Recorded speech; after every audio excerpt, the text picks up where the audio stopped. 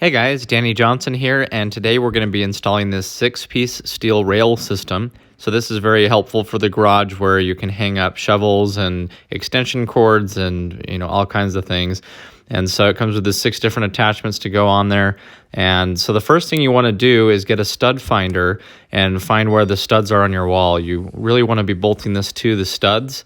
And so find the stud and make a mark on that. And the kit comes with 2 sets of hardware, some black screws for mounting it to the wall, and then some other silver screws for mounting some of the attachments as well. Make sure to use your safety glasses if you do some other drilling like I will here too. So this is the orientation you want as you're hanging it up. It should have the channel on the top, and then the channel should be on the bottom that has those slits in the bottom. And I didn't really like how this worked out because it wasn't matching up with my pegboard. So I actually ended up taking this out and relined it back up and then had to drill some other holes. And so that's what you might decide to do too. And so it really isn't that hard to do. You can drill through the metal okay as long as you have some good drill bits. And so I went back through and drilled where the studs would actually be, and then took the other hardware, and I even used some additional hardware that I had and put it right into the studs. So you do want to just make sure if you're going to have anything heavy on this, especially that it's drilled into the studs. And this will actually work out well too because the attachments that we put on will need to go into some of the holes too. So as you can see, this lined up a lot better with the pegboard. It looked a lot better. For this, I also used some of these Diablo kits, and I'll put some links to this in the video description. These were very helpful with some of the Torx attachments for the aftermarket hardware that I used. And so these were the wood screws that I used, and they worked really well.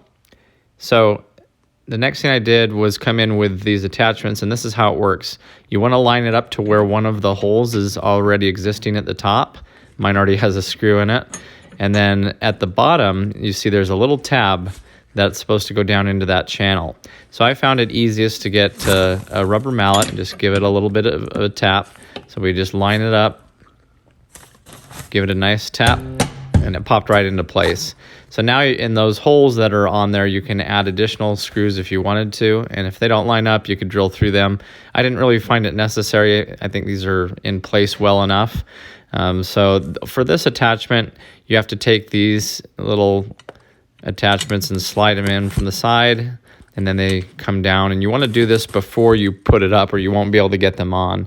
So same thing, we just line this up to one of the holes that's already there, and then towards the bottom, line it up and give it a little tap with the rubber mallet, and it went right into place. Here's another one of the attachments, and as you can see, it has the hole in the top and the bottom that's kind of intended to also be drilled in if you want to.